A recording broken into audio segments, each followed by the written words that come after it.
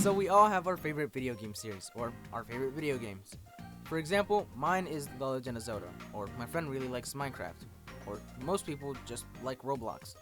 But then there's often times where some games get unnoticed by media or just get passed by. And that is why, my friends, today I decided I'm starting a series called Beyond the Radar, where we delve or go into games that aren't really talked about anymore or just aren't talked about. Whether we go into the modern or retro games, we will go over all of the games that I, or you, the viewer, find underrated. Now, I won't sit here and say I played every single one of these video games, because I haven't. However, I will be looking into these heavily and researching them so I can assure the statement that they are underrated. Welcome to Beyond the Radar, where in this episode we will be going over... If you don't know what the Yakuza series is, which is kind of the whole point of the series, well then you're probably lying. The Yakuza series primarily follows the life of Kazuya Kiryu, a former Yakuza member, as he navigates through the criminal underworld of Japan. The games are set in the fictional district of Kamurocho, which is apparently inspired by Tokyo's Kabukicho. I don't know if I said that right. I'm probably, chopping it as usual. And throughout the series, our main character gets entangled in various conflicts, including rival Yakuza clans, corrupt officials, and other shitty characters. So, you've probably seen a clip of the video game somewhere because of how random and goddamn cool this game is. I mean, it's amazingly funny, like how random this game is. And if you still don't know what I'm talking about, let me show you.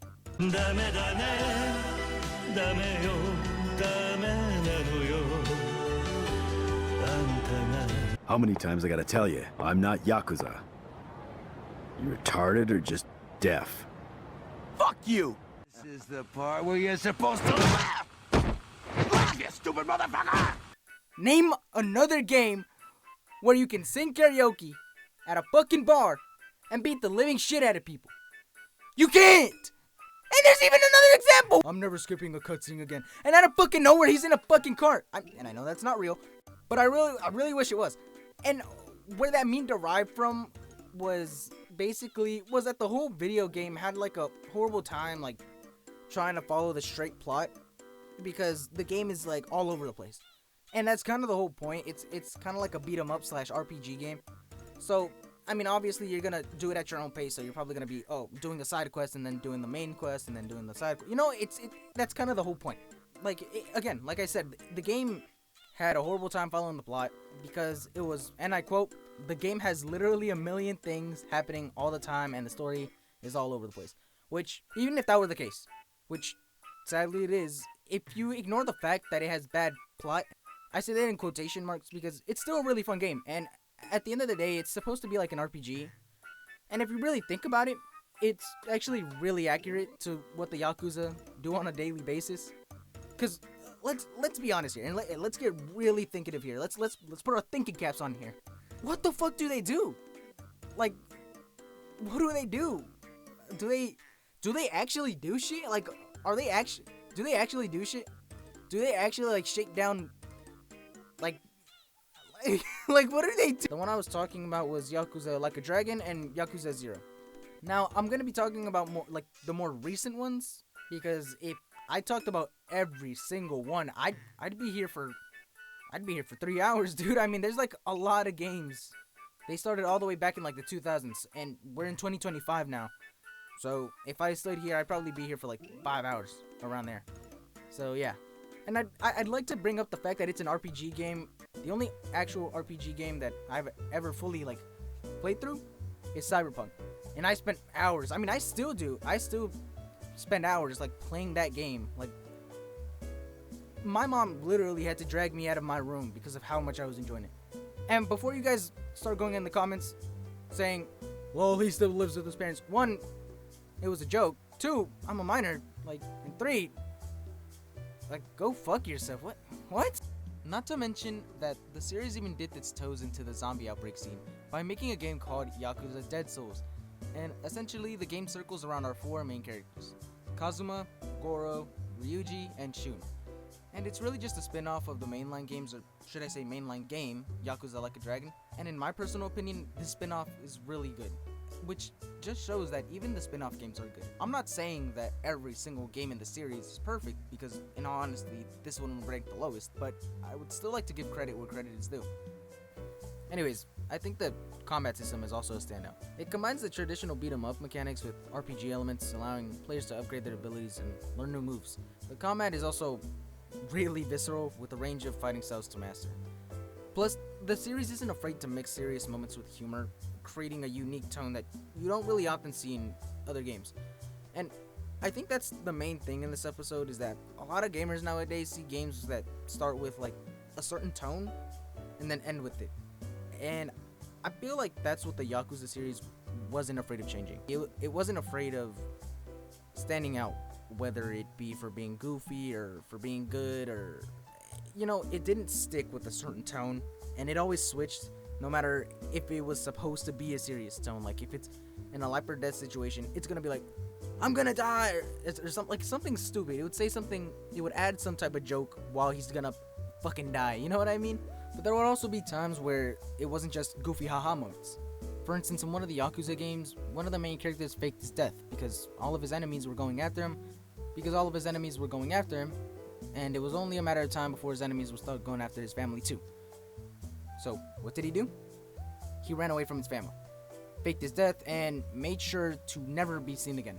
Or so the game says. However, the narrative isn't really that sad, as any video game or movie could pull this type of stunt off. But this game in particular definitely nailed it, because in this scene, it's extremely sad. You can just tell how much effort the developers put into this game. Let me show you the clip.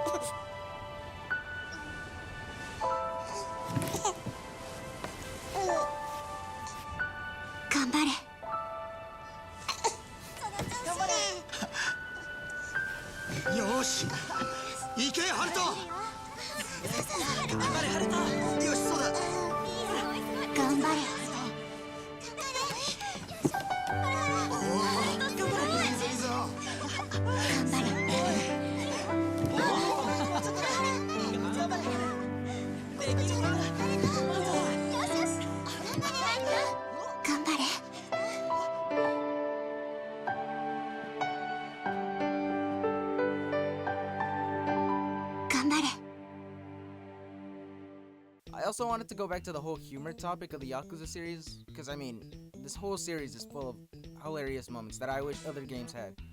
Because you won't find any other game that will have these type of clips.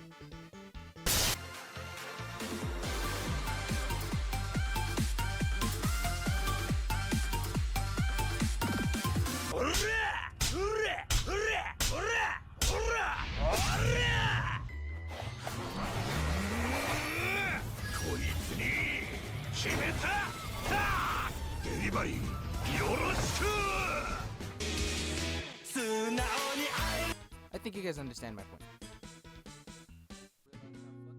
The Yakuza series may not have won any awards, in the US at least, but they definitely have won the hearts of many gamers around the world. However, I feel that the game hasn't reached even the slightest of popularity when it comes to being compared to other mainstream games. Which is why I stick to the statement that the Yakuza series is underrated. So that's gonna do it for today, guys. I hope you guys enjoyed the video. I do plan on making this a series, so I hope you guys can stick around. And with all that being said, make sure to like and subscribe, and I will catch you on the next one.